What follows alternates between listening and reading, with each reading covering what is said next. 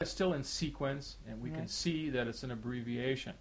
And I think we have to sort of look at superempei with the same eyes and viewpoint. So the form becomes more of a concept.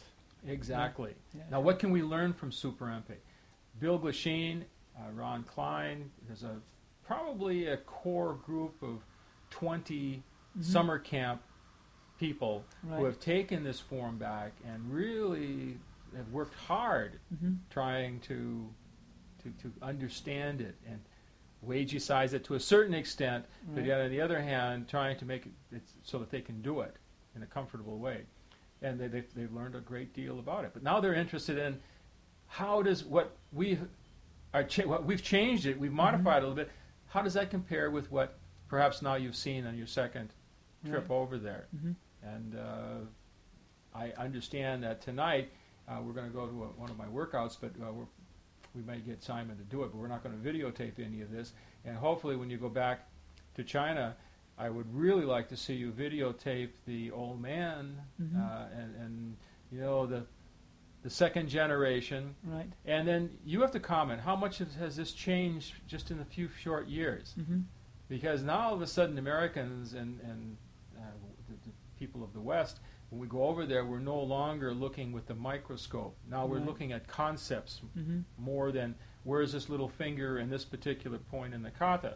And it would be interesting if you can sort of be objective about it and see how much the kata has evolved and changed within a few short years to see if, in fact, the essence of the kata is being taught now and that you have the essence of the kata that you can share with the rest of us. I'd like to, at some point, go back with a senior Uechi person so that we can explore the forms from Uechi, the three main forms, and just have an open forum there at the old man's house. That I think would be very, very beneficial for everyone. So hopefully that'll happen maybe in the next half a year or so. Perhaps somebody will come forward. But again, it's hard for us to go over there with our way of understanding what we're doing and sort of imposing our will on them. They do the movements a lot differently for different reasons than we do it. I wrote in the Bogesha article, you know, this time capsule view of Uechi, that we, you know, they were impressed with the fact that we captured a moment in time in the Chinese martial arts history, and we've sort of held on to that era.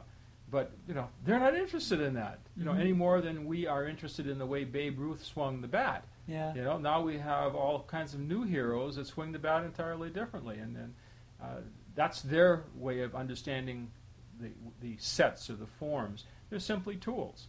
We tend to place an awful lot of importance on it. However, all that being said, as historians, we're still interested in seeing our time capsule view, and if we can find something on a parallel level that's taking place in China, that would be fascinating to compare. And, you know, again, we're Westerners, and we do look at what we do a lot differently than them. I think the little circle of students that study under the master and the master himself, I think they'll be impressed and amused and flattered if someone goes over there with me and just explores this whole concept with them. The fact that we go that far and share it with them and ask questions, I think they'll be I know they'll be very, very open to discussion and to comparisons and just to a bit of investigation like that. So I'd like to see Bill Glasheen go over, because he's the one who has spent the most time working with Superempei. We'll have to talk with him about that. Yeah, I'll be at the camp next year, so maybe we can talk then, if it does happen before then. Well, you're going back when? This year? I want to go back in November. This is 1997. That's next month. Yeah, today's October 1st. Right. Okay. Yeah. So next month. Do you have a video camera now? Yeah, I've got one of my teachers on video doing the form. Not the old man, but one of my main teachers doing the form. And the way he does it is, I mean, largely it's the way that I do it, but he has his own little idiosyncrasies, of course. I'm taking my main line from the old man, but the way that this young guy has kind of changed it or personified it or adapted it is interesting as well. But see, that's that whole idea. He's taken something as a tool and made it useful for him, rather Right. than trying to do what was good for the old man and saying this has to be good for me. Yeah, And the round peg in the square hole. sure. By the way, this is Tia. Those of you who watch videotapes know that our dogs are always around, and they're very much of the part of the family. She's a Colby pit bull, very, very affectionate, as Simon is finding out. Okay, Tia, that's enough. Come on, sit down. They're all camera hogs. I don't know what it is. Go lay down. Okay. So tell us about what you've been doing in the last couple of years, Simon. Well, this past year, or year and a half, I've been in Hong Kong. Now we know you got married too. Yeah, So, yeah, it was in case that was this year. the Simon watchers out there. I actually went to Taiwan. I came back from Fuzhou, went back to England for a short time, and I then went out to Taiwan to do some work over there, and the work kind of fell through. I did find some teachers there, some crane teachers there, eating crane teachers, and I'm in touch with them, and I want to go back and do some study with those guys at some point. But from Taiwan, when that kind of fell through, of course I didn't want to come back to England, so I just jumped on a plane and went to Hong Kong and got myself some work in Hong Kong, working at the new airport. Now you mentioned the feeding crane, or the eating crane? Eating, feeding. Okay, that's Dr. Lou was or here. picking crane. Dr. Lou was here 2 years ago at camp. Right. And you missed him, or you? I missed him. I was here last year. Yeah. Yeah. Okay, that was great experience. Yeah, I'm sure. No, in fact, last year was when Kimo Wall and the Chang. That was Lou, I thought. Wasn't Yeah, it? Louis Chang. I met him, of course. Yeah. Okay. Yeah. Then you were here during So, that yeah, period. yeah. So. Last year, but 2 camps ago. All right, two Right. camps ago. Okay. Yeah. So I stayed in touch with Yi Chang, and I want to go back to Tainan at some point and spend some good time with him, because he obviously has a very, very strong link to this whole question. But whilst I was in Hong Kong, I found myself a dragon teacher, and I studied some dragon. So next year at the camp, I'll be teaching the Superempei or doing research with that. But I'd like also to teach some dragon if there's any interest for students wanting to learn some dragon, because I think the dragon has we know it has some significance to Uechi-ryu. Whether the Hong Kong dragon has much significance remains to be seen. The Hong Kong people Hong Kongified the Fujianese dragon, which was sort of Cantonified by the Cantonese people as well. So what we're seeing in Hong Kong may be a far cry from the Fujian dragon, but I think certain traits will be there, and it'll be good to look at the dragon next year. The first form I learnt wasn't really a form, I was told, but it kind of reminds me of a Sanchin.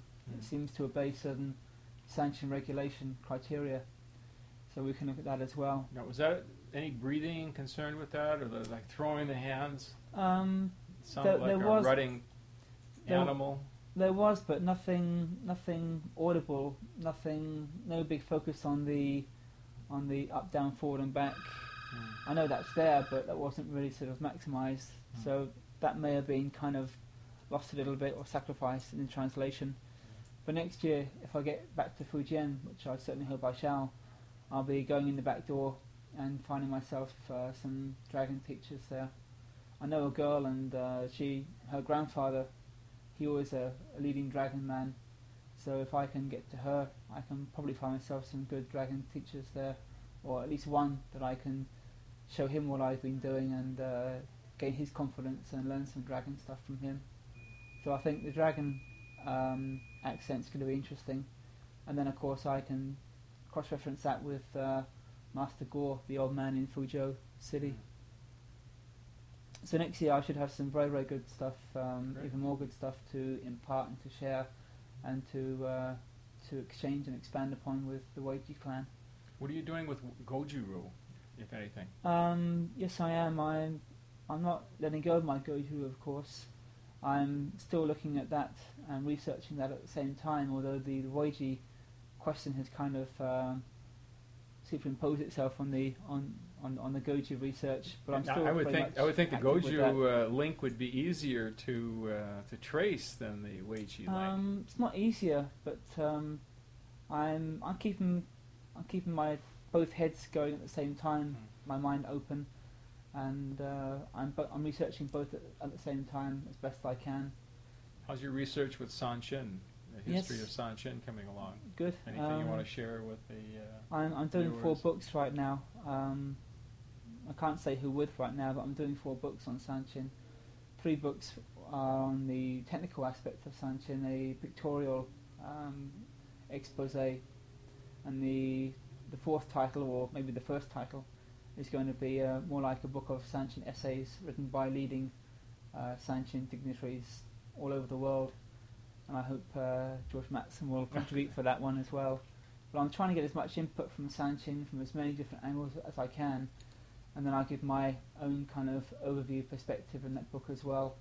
And that will, if it's volume 1, it will set the precedence for the other 3 technical books. If it's volume 4, it'll bring all those 3 books into a technical knot, and hopefully it'll be a very, very exciting and eye-opening and thought-provoking set of books. So that's my main project now in terms of the literary world. All right. Anything else you want to add before we stop here? No, I hope next year there seems to be more interest in the Superempei form than there was last year. My group last year was very, very small, but they were very, very dedicated and very, very sincere. It seems that this small group has expanded now, and more people have given it some thought, and I hope next year... 20 yeah, people. That's about 4 times as much as last year. Plus, there are a lot of outsiders that have picked it up from the tape and have doing essentially what we did at the camp. You know, it's not such a religious experience. It's just something fun, and they're playing along with it, and they're having a good time. And that's it. Martial arts should be fun. It's interesting. It's fascinating. It's serious, but it's fun. That's right. I'm going to be on the... I've got an email address now. I should be maybe on the net quite soon with a website, but I'm definitely emailable now. So hopefully there'll be some more interaction directly with me from interested parties or confused parties or whatever. Great. I welcome anyone who's got anything sincere to say and anything intelligent to say, and I welcome criticism as long as it's in a positive vein from which we can all benefit. And I hope this tape's going to be a part of that research drive. Great. Thank you very much indeed. Thank you. My pleasure. You finished yet? You finished? Okay. That's good. That's good. And